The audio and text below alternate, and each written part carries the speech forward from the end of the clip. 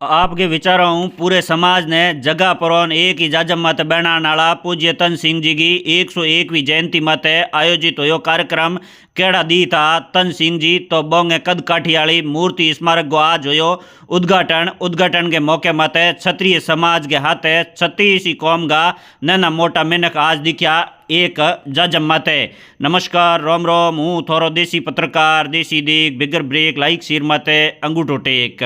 ओ थन जो वीडियो दिए हैं वीडियो मो घना रा मिनक बिड़ा उड़ान के जूँ हैंग एकदम व्यवस्थित बैठा है तो केंगो जलसो है तो हूँ थोन बता दूँ कि बाड़मेर की ई धोरा धरती वाली माटी के मो जाया जन्मया एन बाड़मेर गा के जो पार्षदी बनियान भी पछे बाड़मेर नगर पालिका का अध्यक्ष बाड़मेर का विधायक बाड़मेर का सांसद बनया जका पूज्य तन सिंह जी जका क्षत्रिय युवक संघ का संस्थापक एन बोंगी आज 101वीं जयंती एन 101वीं जयंती के मत आलोक आश्रम के मो बोंगी कद काठी वाली मूर्ति उद्घाटन जयंती वालों कार्यक्रम राखूड़ो भी कार्यक्रम के मो ई वीडियो के मो थे देख लो के क्षत्रिय समाज के हाथ 36 कौम का नैना मोटा के जो है मिनकन माताओं बहनों एक ही जाजम के मत बैठोड़ी दिवी तो ए हैंगी आज के जूँ क्यों बिड़ा हुआ है तो हूँ थोन बता दूँ कि भाई बे एक युग पुरुष आ एन बोए आपके विचारों पूरे देश के जूँ समाज ने जगान को कौम कियो एन बोए के जूँ मिनखों ने आ बात ही कही कि भाई आपो ने ई है आर के मो मिनक जमारो मिलो है तो अपनो के धर्म है एन आपो ने के करनो चाहिए एन शिक्षा ने ले परान बे बी जमोने के मो किता जागृता के बोए LLB की पढ़ाई कीवीन बे पत्रकारिता कीवीन हाथे बोए के जूँ पार्षद लेन नगर पालिका का अध्यक्ष विधायक सांसद तक बनया एन समाज के बेटे बेटी ने पढ़ान की कर आगे बढ़ानो है बिंग मत बोए कई किताबें लिखी बिंग कारणे आज बोने हर कोई याद करे एनू थोन बता दूं कि भाई बोए आपके विचारों पूरे क्षत्रिय समाज ने देश के क्षत्रिय समाज ने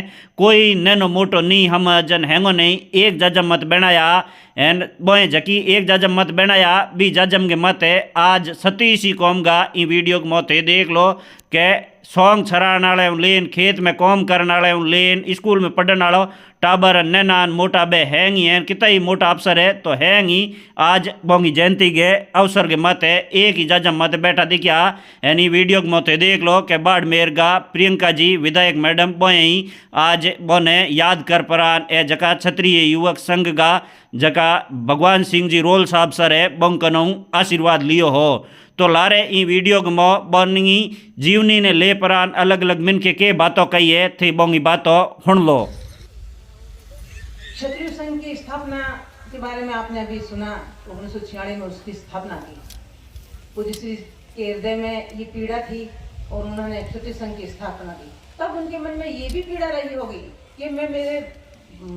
समाज में जो बालक है उनके लिए क्षत्रिय संघ की स्थापना करी, क्षत्रिय संघ नाम दिया गया। तो उनके मन में ये भी पीड़ा तो उस टाइम रही होगी कि मेरे समाज की बालिका है उनके लिए भी कुछ ऐसा होना ही चाहिए। लेकिन वो समय ऐसा था रूढ़िवाद कि जिस समय वो ये कार्य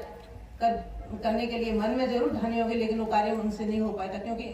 तब के आचार विचार ऐसे थे कि बालिका हो महिला हो उस टाइम के ऐसे रूढ़िवादी विचार थे कि बाहर नहीं निकलने का यानी वाया वाया वो रहा होगा। उस ये समय चलता रहा। बाद में हमारे गुजरात के वशिष्ठ संस्थक है अजय सिंह जी धोलरा साहब है और कई हमारे भगवंत सिंह साहब है कई इन्होंने बुजुर्गों ने मिलकर इस विषय पे चर्चा थोड़ी की कि इस जो बालिका वर्ग है जो महिला है जो आज की बालिका है कल की वो माता बनेगी माता निर्माता होती है तो हम उसके ऊपर हमें थोड़ी विचार करना चाहिए। तब इन्होंने वहाँ इकट्ठे होकर विचार किया और 1995 में इसकी क्षत्रिय संघ की बालिका शिविर का आयोजन किया। पहला हमारा बालिका शिविर हुआ गुजरात में धंधुका में और उसी श्रेणी में दूसरा हमारा शिविर जयपुर में संशक्ति में हुआ। तभी से ये बालिकाओं के शिविर शुरू हुए। अपन सोचते हैं कहते हैं ना कि अपन बिल्डिंग भवन बनाते हैं तो उसकी नींव मजबूत होती है तो वो बिल्डिंग अच्छी मजबूत होती है। जब नींव ही कमजोर हो तो अपन कैसे कर सकते हैं कि हमारी बिल्डिंग होती। तो ये नींव जो है ये हमारी बालिका है ये हमारी बच्चियां हैं। जो आज की छोटी सी बच्ची के 5 साल की बच्चियां शुरुआत होती है हमारे क्षेत्र संघ 5 साल के बालिकाओं का शिविर लगता है, उससे बड़ियों का लगता है, जैसे इस तरह से। तो 5 साल की बच्ची होती तभी से उनके जीवन में ऐसे संस्कार, ऐसी बात की जाती है ताकि वो आगे बढ़ के अपने जीवन को, अपने परिवार को, अपने राष्ट्र को, अपने देश को आगे बढ़ा सके। अलग अलग तरह से शिविर होते हैं बालिकाओं के, 3 दिन के होते हैं, 7 दिन के होते हैं, 12 दिन के, पूर्ण रूप से उसका आयोजन, उसका जो भी संचालन करती है वो महिला, ये मातृशक्ति ही करती है, पूर्ण रूप से वो संभालती है। उसमें पुरुष वर्ग कोई भी आते नहीं है, सारा का सारा कार्य वो महिला विभाग ही उसको संभालता है। फिर ये बालिकाओं के शिविर हुए, फिर उसी श्रेणी में हमारे दंपति शिविर शुरू हुए। भाई बालिका है, आज की बालिका, इसने जन्म या बालिका के रूप में, कल वो बड़ी हुई, शादी की, अब वो माता है तो उसके भी तो कई सारे कर्तव्य हैं। आज वो पत्नी है, उसके भी तो कई सारे। तब हमारी दंपति शिविर शुरू हुए। दंपति शिविर में उसे क्या शिक्षा दी जाती है कि भाई तू शादी करके आई है, अब तेरा क्या कर्तव्य है, तूने जन्म लिया, बड़ी हुई, अब ये भी। तो वो एक परिवार रूपी रथ होता है जो शादी करके जाती है, उसका पति पत्नी रूपी 2 पहिए होते हैं, वो उस परिवार के पहिए होते हैं। अब उस परिवार को उसको चलाना है, तो यदि उसको उसी संस्कार और शिक्षा उस प्रकार के मिले होंगे तो वो आगे सक्षम होकर चला पाएगी। यदि उसमें संस्कार या शिक्षा की कमी होगी तो एक तो पहिया आराम से चलेगा और दूसरा पहिया डगमगाएगा, तो वो कैसे उस रथ को संभाल पाएगी और कैसे अपने परिवार को, अपने देश को, अपने गांव को, राष्ट्र को आगे बढ़ा सकेगी। उसी तरह से ये क्षेत्र संघ के महिला विभाग जो मातृशक्ति के शिविर है, ये शुरुआत हुई। और आज के समय में अपन देखा जाए कि हमें कितनी जरूरत है क्षत्रिय संघ की, क्षत्रिय संघ की हमें कितनी जरूरत है। जैसे बालिका हो, महिला हो, हमें कितनी जरूरत है कि क्षत्रिय संघ तो कई कहां से कहां फैले। एक छोटी सी बात करती हूँ कि पूज्य श्री ने हमें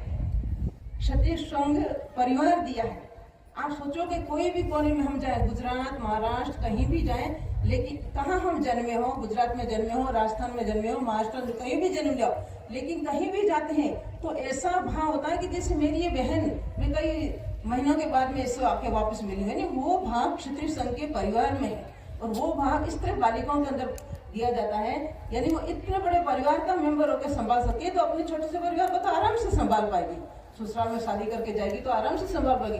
वो क्षत्रिय संघ रूपी हमें परिवार दिया गया है, तो उसी में हम बच्चियों के स्तर से शिक्षण और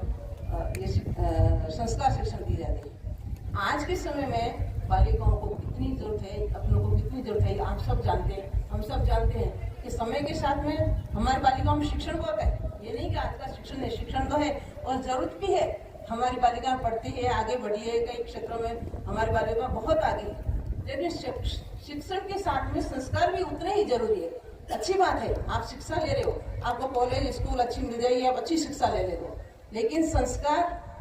वो मात्र क्षत्रिय संघ की पाठशाला में मिलते। और ये समय ऐसा है कि हमारे बच्चों को, बच्चियों को, बालिकाओं को बहुत जरूरी है आज के इस समय में क्षत्रिय संघ के संस्कार, वो मात्र और मात्र क्षत्रिय संघ की शाखा और शिविरों द्वारा मिलता है। तो कहीं भी आपके आसपास में शिविर हो, शाखा हो, तो बालिकाओं को भेजो।